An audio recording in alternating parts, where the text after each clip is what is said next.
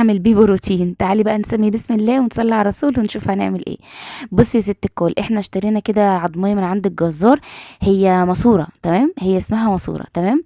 هتفضيها زي ما انت شايفة كده، ويستحسن لما تختاريها معلش يعني تقولي له انا عايزة يكون النخاع بتاعها احمر، علشان بيبقى فيه نسبة بروتين كده حلوة وعالية وجميلة قمر.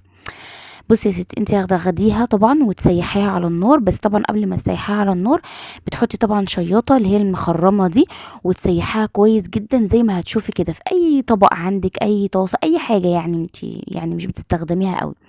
هتسيحيهم بالشكل ده على نار هاديه خالص، هيبقى معاكي بالشكل القمر ده. صفيه بقى، بصي شايفه قمر.